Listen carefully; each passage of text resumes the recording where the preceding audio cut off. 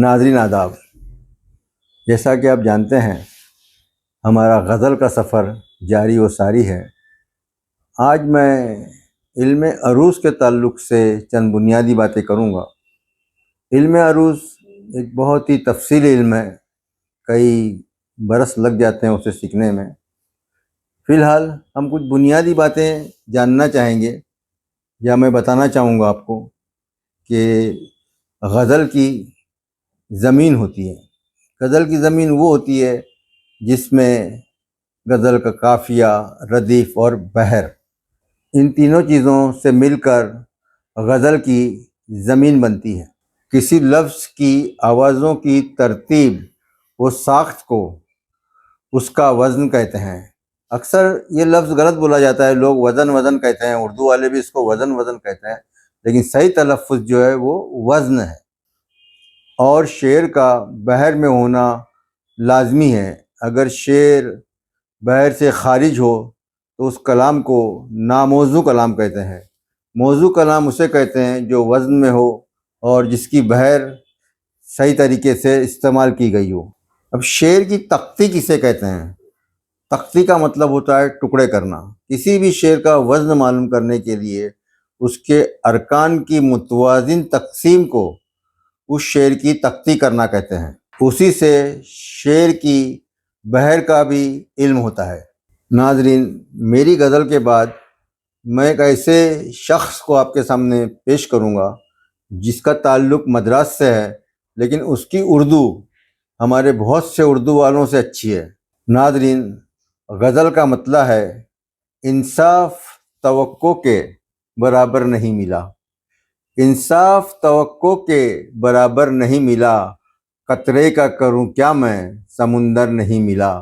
कतरे का करूं क्या मैं समुंदर नहीं मिला। हर बार तकल्लुफ़ के मखौटे रहे हायल। हर बार तकल्लुफ़ के मखौटे रहे हायल। जो सच कहूँ तो वो कभी खुलकर नहीं मिला। जो सच कहूँ तो वो कभी खुलकर नहीं मिला। नाज़रीन, शेर देखिएगा। जिस शहर में कुत्तों पे नहीं थी कोई बंदिश, जिस शहर में कुत्तों पे नहीं थी कोई बंदिश, उस शहर की फुटपाथ पे पत्थर नहीं मिला। उस शहर की फुटपाथ पे पत्थर नहीं मिला। वैसे तो खुदा मुझको मिले थे कई लेकिन, वैसे तो खुदा मुझको मिले थे कई लेकिन, जिस बुत की तमन्ना थी वो अक्सर नहीं मिला। जिस बुत की तमन्ना थी वो अक्सर नहीं मिला। शेर देखिए नाज़रीन। क्यों जीत ना पाया मैं तेरा दिल तेरी दुनिया। क्यों जीत ना पाया मैं तेरा दिल तेरी दुनिया। क्यों मुझको सिकंदर सा मुक़द्दर नहीं मिला। क्यों मुझको सिकंदर सा मुक़द्दर नहीं मिला। मक्ता अर्ज़ है, उस दर पे मिले यूं तो दीवाने कई लेकिन, उस दर पे मिले यूं तो दीवाने कई लेकिन, फारूक तेरे जैसा कलंदर नहीं मिला। फारूक तेरे जैसा कलंदर नहीं मिला। इंसाफ तवक्को के बराबर नहीं मिला। इंसाफ तवक्को के बराबर नहीं मिला। कतरे का करूं क्या मैं समुंदर नहीं मिला। कतरे का करूं क्या मैं समुंदर नहीं मिला। नाज़रीन, मैंने जिस मद्रासी शख्स का ज़िक्र किया था उनका नाम है रविचंद नलप्पा जी। कई साल से वो फिल्मों से वाबस्ता हैं। बी.आर. चोपड़ा से लेकर राजश्री प्रोडक्शन तक और दीगर कई प्रोडक्शन कंपनियों में उन्होंने काम किया है, काम कर रहे हैं और इंशाअल्लाह करते रहेंगे। बहुत ही टैलेंटेड हस्ती से आज आप मुतारिफ़ हो रहे हैं। मैं क्या तारीफ़ करूं, आप खुद ही उनकी ज़बान से उर्दू का लुत्फ़ उठाइए। तो फारूक साहब, एक जुर्रत मुझसे भी हुई। जब शायरों को सुनता रहता हूँ तो फिर उनसे कुछ